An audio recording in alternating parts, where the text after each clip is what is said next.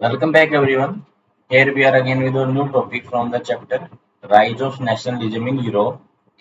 प्यारे बच्चों, जैसा कि आपको बताया कि हमने लास्ट क्लास में अपनी ज्योग्राफी की जर्नी को खत्म किया था. Now we will start our journey from the history chapter. आज हम अपने हिस्ट्री का चैप्टर नंबर 1 करने वाले हैं, ताकि इस चैप्टर में आपको ध्यान रखना है कि ये ज्योग्राफी से थोड़ा सा कॉम्प्लिकेटेड रहेगा, क्योंकि इसमें फैक्ट्स ज़्यादा होते हैं और थोड़ा सा बच्चे इसको डिफिकल्ट मानते हैं. लेकिन according to my point of view ये इतना ज़्यादा डिफिकल्ट नहीं है. अगर इसको आप पैरेलली पढ़ेंगे, रिवाइज करेंगे और क्वेश्चन आंसर्स को साथ साथ करेंगे तो ये आपके लिए डिफिकल्ट बिल्कुल भी नहीं होगा. जैसा कि आपको पता है कि हमारा जो फर्स्ट चैप्टर है वो है rise of nationalism in Europe. उसको हम पढ़ने वाले हैं बेटा, जो कि हम पीडीएफ की फॉर्म में पढ़ेंगे. और इसमें कुछ भी हम ऐसा नहीं है जो रिमार्क करेंगे जो हमारा रह जाएगा. हम सारे के सारे टॉपिक को बिल्कुल वर्चुअली कवर करेंगे और एक एक चीज को हाईलाइट करके दिखाएंगे कि ये चीज आपकी इंपॉर्टेंट है, क्या हुआ था, कैसे हुआ था. जितने भी फैक्ट आपके हिस्ट्री में आते हैं सारे फैक्ट्स को इसी तरीके के साथ हम ट्रेवल करेंगे. देखिए, हमारा जैसे फर्स्ट चैप्टर है rise of nationalism in Europe.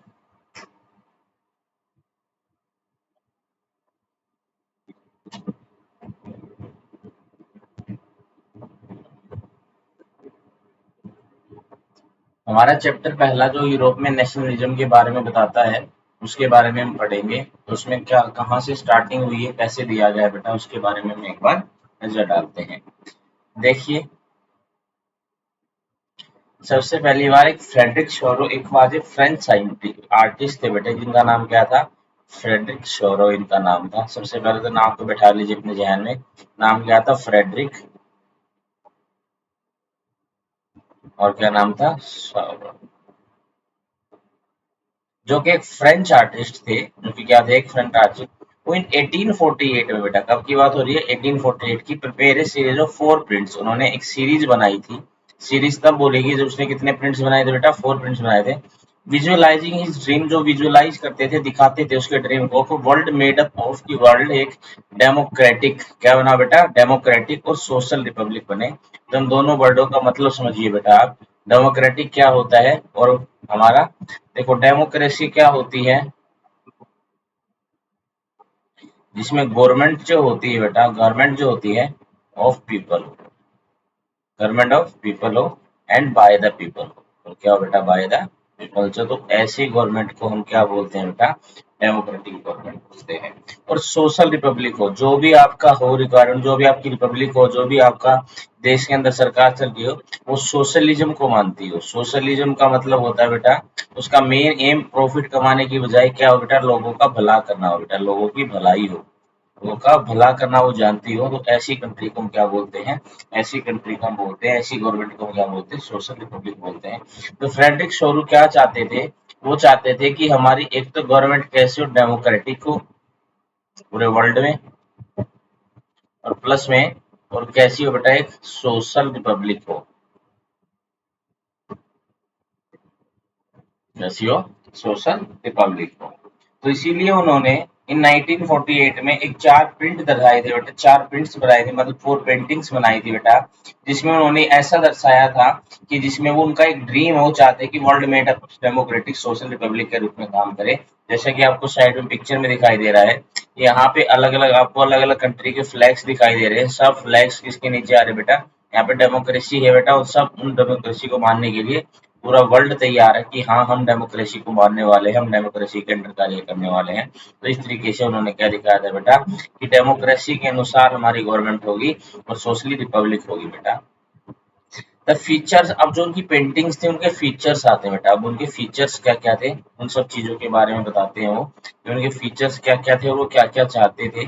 उनके फीचर्स क्या क्या थे.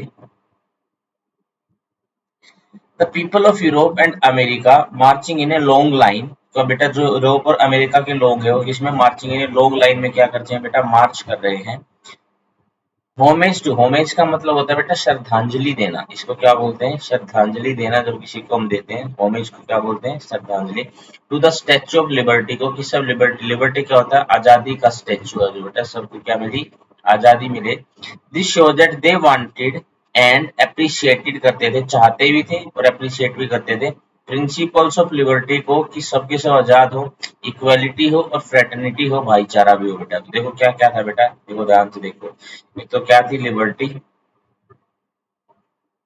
इन वर्ड्स की ही महत्व होता है बेटा, सबसे ज्यादा इंपॉर्टेंट ये वर्ड्स जिनको आपको ध्यान रखना है, इक्वालिटी और फ्रेटर्निटी। ये तीन चीजें वो चाहते थे, लिबर्टी हो, इक्वालिटी हो और फ्रेटर्निटी हो।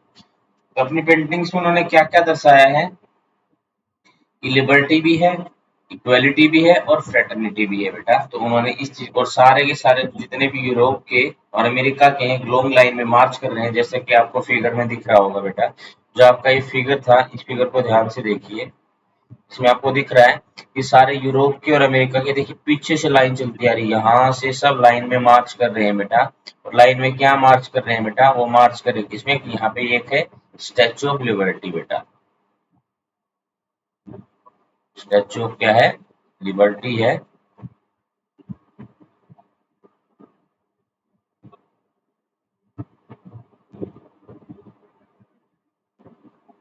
और यहाँ पे एक लॉन्ग लाइन में क्या कर रहे हैं बेटा, वो मार्च कर रहे हैं। तो यहाँ पे देखिए ये पूरी की पूरी लाइन है बेटा, ये क्या कर रही है, मार्च कर रही है बेटा पूरी लॉन्ग लाइन में। और यहाँ पे सब किसके नीचे आ रहे हैं, स्टैचू ऑफ लिबर्टी के नीचे आ रहे हैं। तो चाहते थे कैसी गवर्नमेंट हो, हम देखो उसने गवर्नमेंट के बारे में क्या बोला है, उन्होंने बोला है कि गवर्नमेंट एक तो कैसी हो, डेमोक्रेटिक गवर्नमेंट हो। और दूसरा क्या बोला है बेटा, डेमोक्रेटिक गवर्नमेंट की जगह ये बोला कैसी गवर्नमेंट हो, डेमोक्रेटिक गवर्नमेंट हो। और कैसी हो, सोशल रिपब्लिक हो। इसको उन्होंने अपनी 4 पेंटिंग्स की सीरीज में दर्शाया है बेटा। और दूसरा जो उनके प्रिंसिपल्स थे वो भी क्या थे बेटा, प्रिंसिपल्स कौन कौन से थे, उनके जो प्रिंसिपल्स थे बेटा, वो प्रिंसिपल्स क्या क्या थे, स्टैच्यू ऑफ लिबर्टी को होमेज दें ताकि अप्रिशिएट करें, they wanted to appreciate the principle of liberty. सबसे पहला क्या था, लिबर्टी का। दूसरा क्या था बेटा, इक्वालिटी का। और थर्ड क्या था बेटा, फ्रेटर्निटी, भाईचारे का बेटा। लिबर्टी तो क्या होती है बेटा, आजादी होती है। क्या होती है लिबर्टी, आजादी होती है। इक्वलिटी क्या होती है, समानता होती है, सब चीजें इक्वल माने हम। फ्रेटर्निटी क्या होती है बेटा, ये होती है भाईचारा, किसकी भावना बेटा, भाईचारे की भावना हो। इस तरीके से सारे लोग क्या कर रहे थे बेटा, उसको श्रद्धांजलि दे रहे थे बेटा, उस स्टैचू ऑफ लिबर्टी को। एक तो हमारा फीचर ये था कि इसने किसको दिखाया है बेटा, फ्रेटर्निटी को दिखाया है। आगे, on the foreground of the image lies the shattered symbol of mechanical regime signifying the downfall of the monarch। मोनार्किज्म क्या होता है बेटा, जब शासन किया जाता है जहाँ पे डेमोक्रेसी नहीं होती, ऐसे शासन का मोनार्की बोलते हैं बेटा। क्या बोलते हैं, मोनार्की। और एब्सोल्यूट रिगाइम्स बेटा जो बिल्कुल पीछे से अपने एब्सोल्यूटलिस्ट रिगाइम्स बेटा जो अपने जैसे राजा महाराजा का शासन है, कुछ लोगों द्वारा सरकार है, यहाँ पे डेमोक्रेटिक है, ब्यूरोक्रेटिक है, लेकिन डेमोक्रेटिक एग्जिस्ट नहीं करता बेटा। तो उन सब का क्या हो रहा है बेटा, यहाँ पे डाउनफॉल हो रहा है। क्या हो रहा है, यहाँ पे डाउनफॉल है। और डाउनफॉल किस किस का हो रहा है, यहाँ पे डाउनफॉल हो रहा है वो किसका हो रहा है बेटा, यहाँ पे मोनार्कियल एंड एब्सोल्यूटलिस्ट, एब्सोल्यूटिस्ट रिगाइम्स, इनका क्या हो रहा है बेटा, डाउनफॉल हो रहा है। In this image people are grouped as the district nations के रूप में ग्रुप हुए, आइडेंटिफाई बाय देयर फ्लैग, और किसके द्वारा आइडेंटिफाई किए जा रहे हैं बेटा, देयर फ्लैग्स के द्वारा। और नेशनल कॉस्ट्यूम्स हैं उनकी, जो जो उनके देश में कॉस्ट्यूम्स हैं उनके द्वारा पहचाने जा रहे हैं। This is depict the rise of nation state in वो। तो यह क्या डेपिक्ट करती है, राइज ऑफ नेशन स्टेट्स के रूप में। जो नेशन है बेटा, यूरोप एंड अमेरिका, जो नेशन है ना बेटा, वो राइज करे एज ए स्टेट। क्योंकि स्टेट में जो गवर्नमेंट होती है बेटा किसके द्वारा होती है, वो पीपल्स के द्वारा होती है। तीन बातें इनकी पिक्चर हमारे को क्या करती है बेटा, डेपिक्ट करती है। तो नंबर 1 पे क्या है बेटा, कि स्टैच्यू ऑफ लिबर्टी को होमेज दे रहे, लॉन्ग लाइन है कि स्टैच्यू ऑफ लिबर्टी को क्या दे रही है बेटा, होमेज दे रही है। और उसके अलावा उसमें क्या बात है, वो वांटेड टू अप्रिशिएट करना चाहते हैं किसको, प्रिंसिपल ऑफ लिबर्टी को, इक्वालिटी को और फ्रेटर्निटी को। इन सब चीजों को क्या करना चाहते हैं बेटा, वो श्रद्धांजलि देना चाहते हैं। और डाउनफॉल किसका हो रहा है, मोनार्कियल और एब्सोल्यूट रिगाइम का डाउनफॉल हो रहा है, और नेशन राइज कर रहा है एज ए स्टेट के रूप में बेटा। तो ये सब चीजें वो बताना चाहते थे किसके द्वारा बेटा, और सब बताना चाहते थे अपनी पिक्चर्स के द्वारा। तो यहाँ पे देखो अब ये मैंने आपको समझा दिया, अब ध्यान से समझो इसको, बिल्कुल लास्ट टाइम इसको रिवाइज करते हैं और इसको यहीं पे खत्म कर देंगे बेटा। सब कुछ आपको समझ में आ जाएगा कि इसमें क्या क्या बोला गया है और क्या क्या नहीं बोला गया है। तो अब मैंने सब चीजों का आपके सामने एक्सप्लेन कर दिया ना। तो अब एक्सप्लेन करने के बाद ना अब आपको कुछ वर्ड्स को याद करना पड़ेगा बेटा। तो वर्ड्स को याद करना है, बस उनको अच्छे से आपने लर्न कर लिया ना, तो उसके बाद ये चैप्टर आपका बिल्कुल बहुत अच्छे से तैयार हो जाएगा। अब देखिए जैसे क्या हो रहा है बेटा, यहाँ पे देखो तीन जो हमारे यहाँ पे बताया गया है, क्या बताया गया है कि तीन चीजें हैं जिसको उन्होंने सबसे पहले प्रिंसिपल बताए हैं। तो प्रिंसिपल कौन कौन से बताए हैं मैंने आपको उसको एक्सप्लेन कर दिया है। तो उन्होंने जो प्रिंसिपल बताए उनके बारे में बात करेंगे। डाउनफॉल किस चीज का चाहता है उसके बारे में बात करेंगे। और डाउनफॉल के साथ साथ हम ये भी बात करेंगे कि वो क्या चाहते थे कि नेशन किसके रूप में राइज करे, तो उसके बारे में बात करेंगे। सबसे पहले देखो कैसे क्वेश्चन को याद किया जाता है, कैसे लर्न किया जाता है, मैं आपको वो समझाता हूँ। एक बार ध्यान से देखिए। सबसे पहले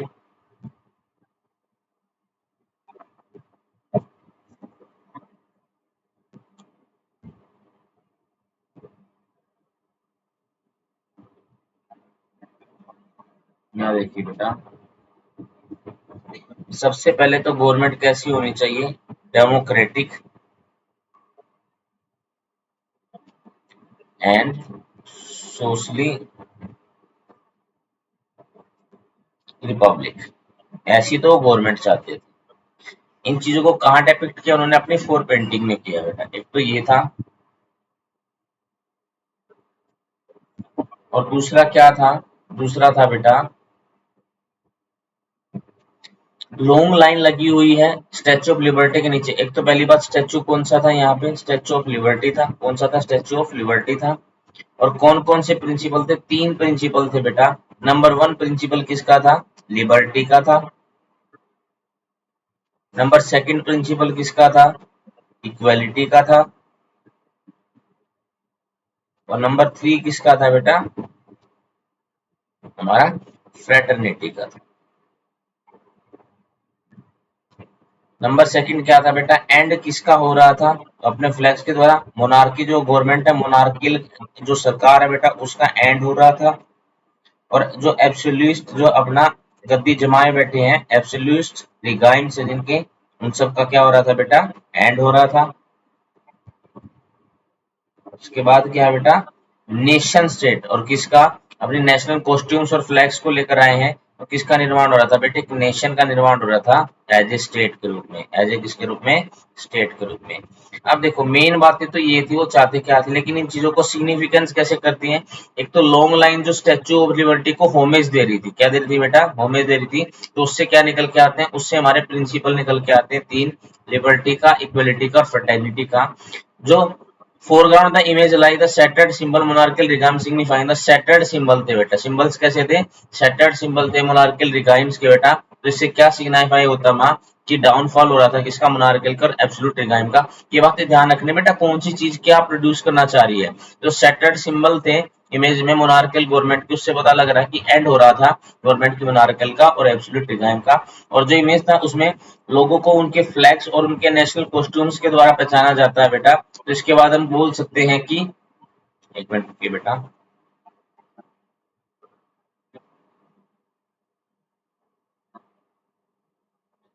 इसके बाद हम बोल सकते हैं कि मोनार्कियल रिगाइम जो हो रहा है बेटा, किसका सिग्निफाई करता है, डाउनफॉल का।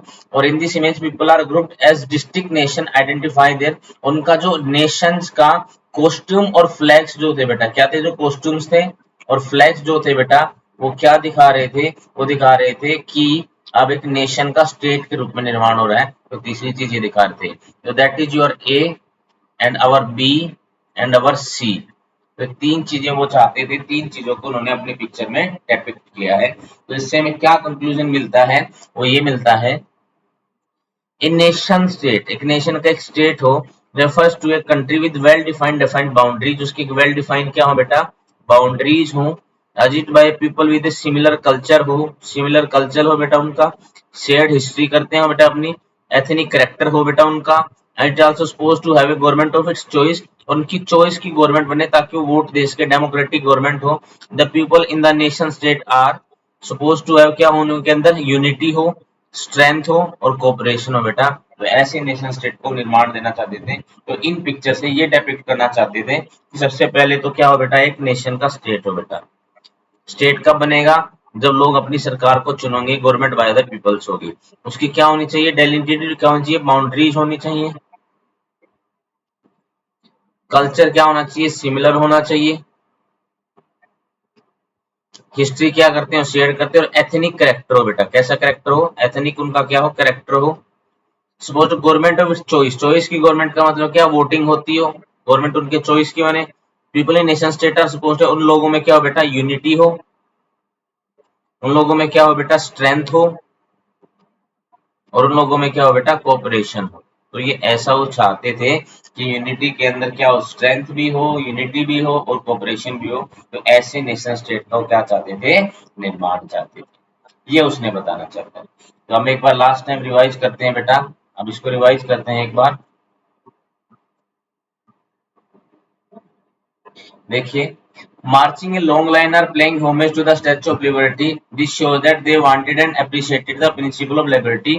तो जो लॉन्ग लाइन मार्च कर रही है वो क्या एस्टेब्लिश करती है, वो अप्रिशिएट करती है प्रिंसिपल ऑफ लिबर्टी को, इक्वलिटी को और फ्रेटर्निटी को। ये तो हमारे होगी नंबर वन, जो पेंटिंग में लॉन्ग लाइन है ना डिफरेंट नेशन फ्लैग के साथ। दूसरा, सेटर्ड सिंबल्स हैं उसमें। सेटर्ड सिंबल्स क्या सिग्निफाइज करते हैं मैकेनिकल रिजाइम के, कि डाउनफॉल हो रहा है, खत्म हो रहा है मोनार्कियल और एब्सोल्यूट रिजाइम्स का, एंड हो रहा है वहां पे। कोई किसी की मोनार्की जैसी सरकार नहीं, लोगों के द्वारा सरकार नहीं है बेटा, बल्कि वहां पे मोनार्की का मतलब होता है कुछ पीपल्स होते हैं ना जो अपनी चलाते हैं। जैसे डेमोक्रेसी क्या होता है, बाय द पीपल्स होती है, लेकिन मोनार्कियल क्या होती है, ओनली फॉर द पीपल्स होती है, बाय द पीपल्स नहीं होती है। And in this image people जैसे ग्रुप हो चुके हैं बेटा अपने फ्लैग्स के साथ और अपने कॉस्ट्यूम्स के साथ। तो हम कह सकते हैं this depict the rise of nation state in Europe and America. और यूरोप और अमेरिका में जो फ्लैग्स और नेशनल कॉस्ट्यूम होता है, एक नेशन एक स्टेट के रूप में काम कर रहा है, जहाँ पे लोगों ने क्या किया बेटा, वोटिंग वगैरह की। क्या किया लोगों ने, वोटिंग वगैरह की है, उसके बारे में ये बताना चाह रहे हैं। अब उसे हम डेपिक्ट क्या करते हैं, एक के ऊपर था the dream of the nation world wide democratic and social republic, the pact between the nation से print prepared by Frederic Sorrieu ने किया था बेटा 1848 में। कब किया था, 1848 में किया था।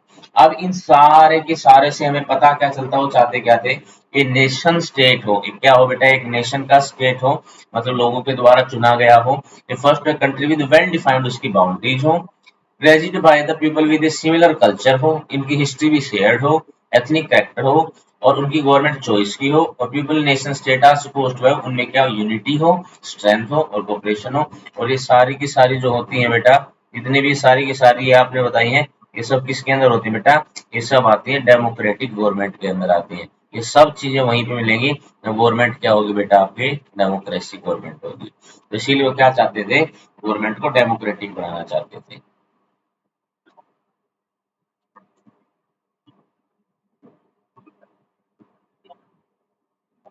एक मिनट रुकिए, एक बार मैं कर्सर को कर लेता हूँ करेक्ट, उसके बाद देखते हैं आगे चलते हैं फिर।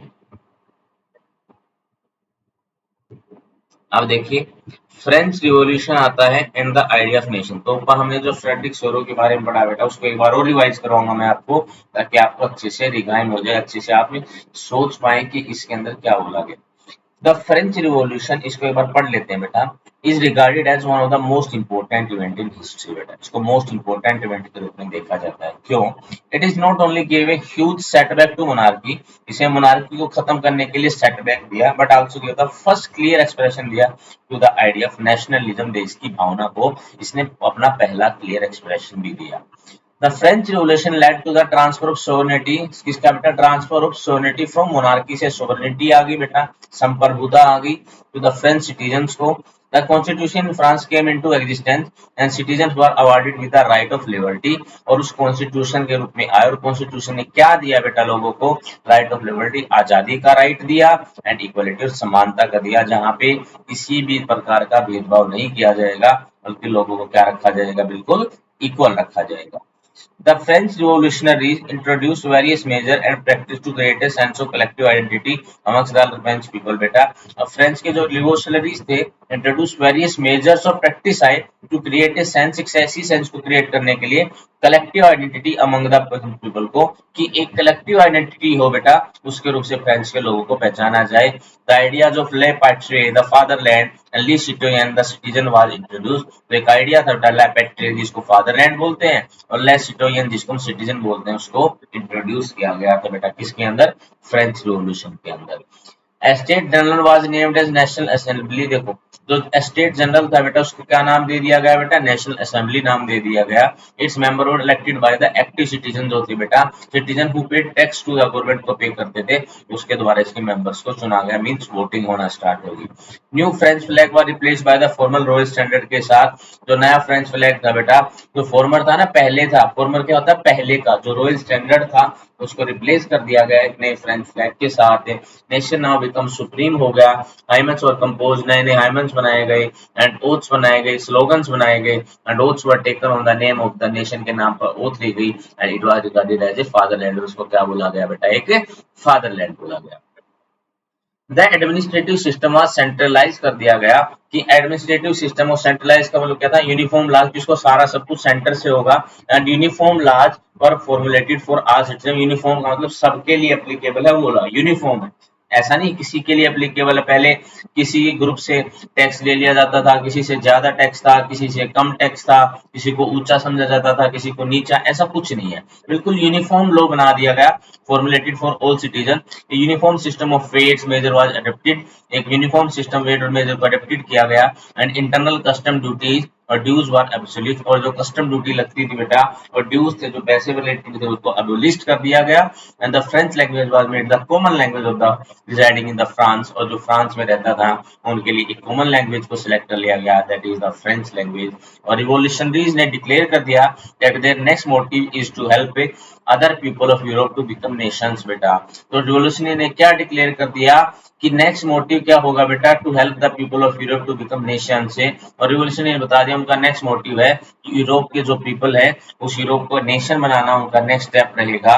And the French Revolution impacted the middle class including professional and student in several countries such as. और फ्रेंच रिवॉल्यूशन ने इंपैक्ट किया, उनका इंपैक्ट पड़ा मिडिल क्लास के ऊपर, इंक्लूडिंग जिसके अंदर क्या क्या थे, प्रोफेशनल्स भी थे, स्टूडेंट्स भी थे, and several countries such as Switzerland भी थी, हॉलैंड भी थी, इटली भी थी और बेल्जियम भी थी। They also wanted to throw off the monarchies in their countries and become nations। बेटा वो भी यही चाहते थे कि मोनार्की को खत्म किया जाए, शासन जो होता है उसको, और उसकी जगह बिकम नेशन बनाया जाए। बेटा इन सब चीजों को भी वो भी वहां पे यही चाहते थे बेटा, कि फ्रेंच रिवॉल्यूशन को इम्पैक्टेड किया किसके, मिडिल क्लास के लोगों को। तो ये फ्रेंच रिवॉल्यूशन का आइडिया था बेटा, इसको एक बार दोबारा पढ़ेंगे, इसको सोचेंगे कि क्या क्या था बेटा उसके अंदर, इसको बड़े ध्यान से पढ़ना बेटा, ये बहुत इंपॉर्टेंट है क्योंकि इसको बहुत इम्पैक्ट माना जाता है कि फ्रेंच रिवॉल्यूशन का इम्पैक्ट बहुत ज्यादा पड़ा था यूरोप के ऊपर भी। इसलिए फ्रेंच रिवॉल्यूशन और आइडिया ऑफ नेशन कहाँ से आया था, फ्रेंच रिवॉल्यूशन से आया था बेटा, तो इसको पढ़ना बहुत ज्यादा इंपॉर्टेंट है। मैं एक बार ऊपर वाला और रिवाइज करवा देता हूँ 1 मिनट के लिए। देखो एक पेंटिंग थी बेटा, नाम क्या था, फ्रेडरिक शूरो उनका नाम था। उन्होंने एक सीरीज ऑफ पेंटिंग बनाई थी, अपने डेमोक्रेटिक आइडिया दिखाया जा सके। तो उसकी जो पेंटिंग्स थी बेटा उनके फीचर्स क्या क्या थे।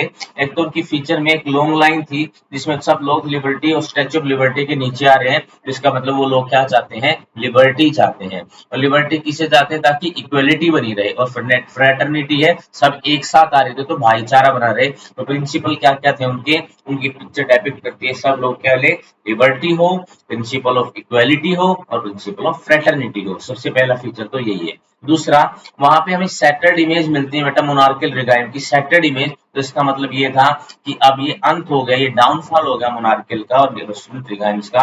और पिक्चर के अंदर पीपल ने ग्रुप हो रखे हैं, ग्रुप एज ए, उनके खुद की नेशन की कॉस्ट्यूम पहन रखी है, अपने फ्लैग ले रखे हैं। तो उनको किसके द्वारा आइडेंटिफाई किया जा रहा है, नेशनल कॉस्ट्यूम्स के द्वारा आइडेंटिफाई किया जा रहा है। तो इससे पता लगता है कि वो क्या चाहते हैं, एक नेशन स्टेट चाहते हैं, नेशन को स्टेट के रूप में चाहते हैं, एक नया स्टेट चाहते हैं अपने नेशन को। ये नेशन स्टेट का मतलब क्या होता है, रेफर टू ए कंट्री हो विद वेल डिफाइंड बाउंड्री, उसके वेल डिफाइंड बाउंड्री हो, वो एक नेशन स्टेट होता है।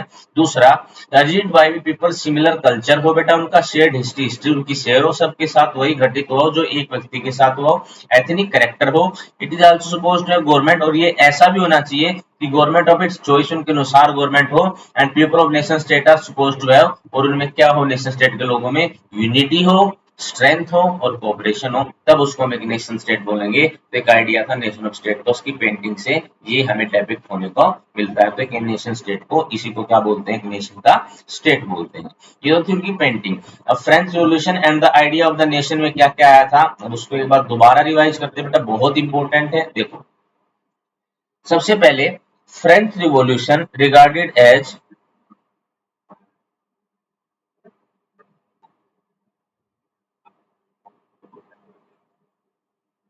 one of the most important history, one of the most important event in the history। देखो, one of the most important event माना गया बेटा किसमें, हिस्ट्री में, बहुत इंपॉर्टेंट इवेंट है। क्यों? It not only give a huge setback to monarchy, तो इसने क्या दिया बेटा, एक ह्यूज सेटबैक दिया, किसको, मोनार्की को ह्यूज सेटबैक दिया, but also give the first clear expression of the idea of nationalism. ये अगर कोई भी पूछे कि पहला आइडिया नेशनलिज्म का, जो नेशनलिज्म था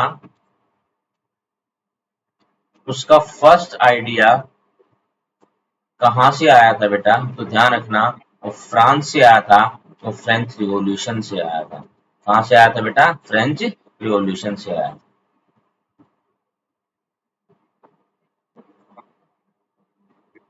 दूसरा, the French Revolution led to transfer of sovereignty. देखो क्या हो गया, ट्रांसफर हो गया किसका, सोवरेनिटी का।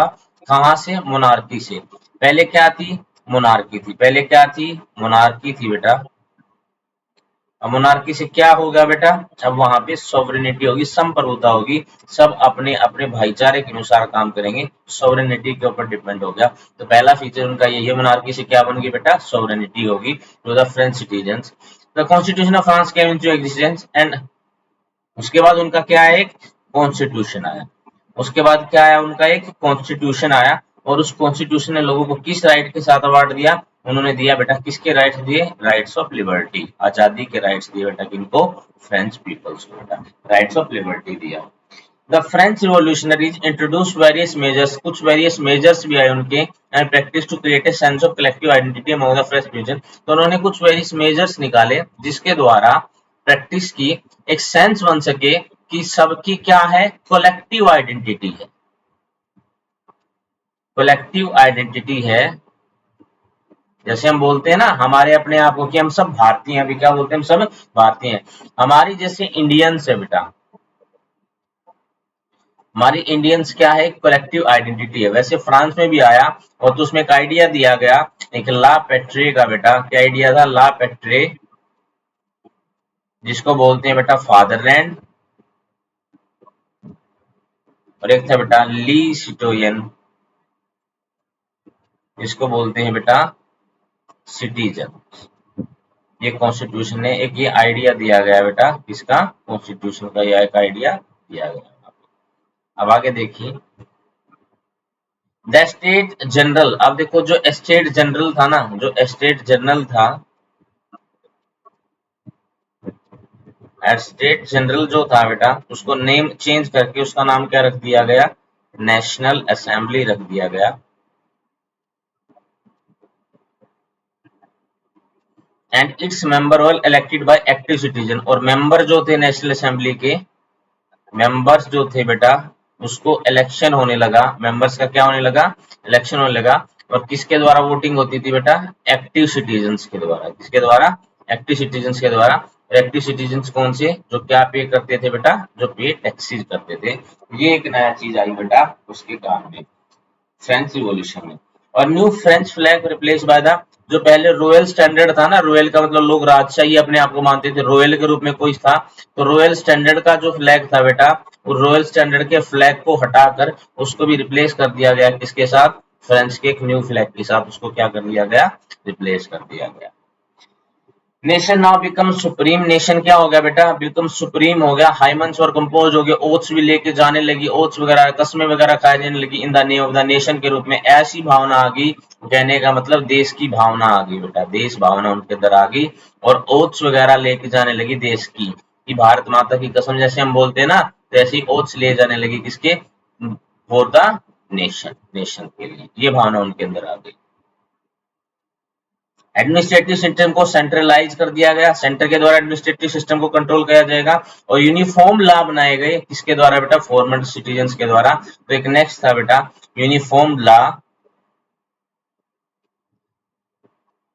एंड यूनिफॉर्म सिस्टम आया बेटा, क्या आया, यूनिफॉर्म सिस्टम भी आया, जो कि किसका था बेटा, वेट एंड मेजर्स का सिस्टम था, वेट एंड मेजर्स का सिस्टम, ये सब भी आने लगा। नेक्स्ट उनकी कॉमन लैंग्वेज हो गई फ्रेंच लैंग्वेज, फ्रेंच लैंग्वेज क्या होगी उनकी, एक कॉमन लैंग्वेज के रूप में उसको माना जाने लगा। And revolutionaries declared that next motive, उनका रिवोल्यूशनरी जो थे, जो क्रांतिकारी थे बेटा, क्रांतिकारी का एक न्यू नेक्स्ट मोटिव क्या था बेटा, उनका एक नेक्स्ट मोटिव वो बताने लगे कि उनका नेक्स्ट मोटिव है बेटा कि हेल्प करना, किसकी हेल्प करना, यूरोप के पीपल की वो हेल्प करेंगे, किसके पीपल्स की, यूरोप के पीपल्स की क्या करेंगे वो बेटा, हेल्प करेंगे टू बिकम नेशन, ताकि वो क्या बन सके, एक नेशन बन सके, क्या बन सके बेटा, एक नेशन बन सके, क्या बन सके, वो एक नेशन बन सके।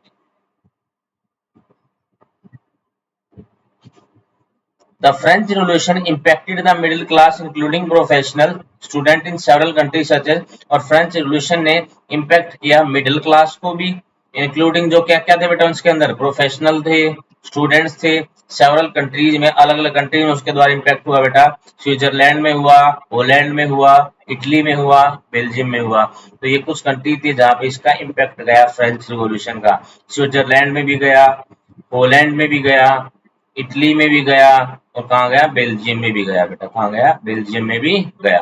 दे also wanted to throw off the monarchy, वो भी अपने देश की मोनार्की को खत्म करके और कंट्री को क्या बनाना चाहते थे बेटा, नेशन बनाना चाहते थे। तो इसीलिए ने जो फ्रेंच रिवोल्यूशन है उसको बहुत ज्यादा इंपॉर्टेंट माना जाता है, तो उसकी हेल्प, उसने ही हेल्प की बेटा सारे देश को, सारे देशों को मोनार्की से नेशनलाइजेशन करने में। तो फर्स्ट यहीं से ये भावना उठी थी आपकी। तो आज की क्लास में इतना ही। एक तो आज हमने क्या पढ़ा बेटा, फ्रेंच रिवॉल्यूशन और आइडिया ऑफ नेशन पढ़ा है, और rise of nationalism of Europe में बेटा इसका इंट्रोडक्शन पढ़ा कि किसके नाम के, फ्रेडरिक शोरो को एक पेंटिंग थी, जिसकी एक पेंटिंग की सीरीज में उन्होंने स्टैच्यू ऑफ लिबर्टी के नीचे लोग आ रहे बेटा कस्टम के साथ, उन्होंने प्रिंसिपल्स बताए अपने, प्रिंसिपल लिबर्टी का, इक्वलिटी का और फ्रेटर्निटी का, और मोनार्कल की जो इमेज थी वो शैटर्ड थी, तो एंड ऑफ मोनार्कल एब्सोल्यूट और रिगाइम का एंड हो गया, और सब लोग अपने देश के फ्लैग और अलग अलग कॉस्ट्यूम में आए थे, तो नेशन को एक स्टेट के रूप में मानना चाहते थे। और नेशन स्टेट क्या होता है, जिसकी बाउंड्रीज हो, लोगों का कल्चर और शेयर्ड हिस्ट्री हो, उनकी गवर्नमेंट हो उनके चॉइस की, और लोगों में यूनिटी की, स्ट्रेंथ की, कोऑपरेशन की भावना हो, तो ऐसे स्टेट को क्या बोलते हैं बेटा, हम नेशन बोलते हैं। और उसके बाद फ्रेंच रिवॉल्यूशन आया, फ्रेंच रिवॉल्यूशन ने क्या किया बेटा, हमारे इंपोर्टेंट इवेंट हिस्ट्री में, और फर्स्ट क्लियर एक्सप्रेशन दिया, मोनार्की को सोवरेनिटी में चेंज कर दिया, कॉन्स्टिट्यूशन आया उसने लोगों को राइट ऑफ लिबर्टी दिया, कलेक्टिव आइडेंटिटी दी गई लोगों को, ली पैट्री और ली सिटीजन के यहाँ पे प्रिंसिपल्स दिए गए, और वहाँ पे एक बिल्कुल यूनिफॉर्म फ्लैग भी उनका अलग हो गया रॉयल स्टैंडर्ड से, उनका फ्रेंच फ्लैग हो गया, स्टेट जनरल को नेशनल असेंबली कन्वर्ट कर दिया गया, और उसके मेंबर इलेक्शन किसके द्वारा, एक्टिव सिटीजन्स के द्वारा होने लगे, और देश भावना की ओथ ली जाने लगी, सेंट्रलाइज कर दिया एडमिनिस्ट्रेटिव सिस्टम को, यूनिफॉर्म लॉ बनाए गए, यूनिफॉर्म वेट के सिस्टम बनाए गए, और फ्रेंच लैंग्वेज को कॉमन लैंग्वेज बना दिया, और रिवोल्यूशनरीज ने अपना अगला आइडिया भी बता दिया कि इनका अगला आइडिया क्या होगा, ताकि दूसरे पीपल जो यूरोप के हैं उनको क्या बना सके, नेशन बना सके। और फ्रेंच रिवॉल्यूशन ने इम्पैक्ट किया स्विट्जरलैंड को भी, पोलैंड को भी, इटली को भी और बेल्जियम को भी। They also want to throw the monarchies को थ्रो करना चाहते थे और खुद भी क्या बना चाहते थे, नेशन बना चाहते थे। तो ये था आपके चैप्टर का इंट्रोडक्शन और फ्रेंच रिवॉल्यूशन। अब उसके बाद नेक्स्ट पढ़ेंगे बेटा Napoleon, child of the French Revolution के जो चाइल्ड थे बेटा उसके बारे में, और उसके बाद फिर आगे चलेंगे बिगिनिंग ऑफ नेशनलिज्म यूरोप में कैसे हुई बेटा। तो कल पढ़ते हैं बेटा Napoleon, child of the French Revolution के बारे में। Thank you very much to attend this session. Hope करता हूँ बेटा आपको फ्रेडरिक शोरो की पेंटिंग्स के प्रिंसिपल्स भी समझ में आए होंगे, और उसके साथ साथ आपको फ्रेंच रिवॉल्यूशन का आइडिया भी समझ में आया होगा। Thank you very much, have a nice day.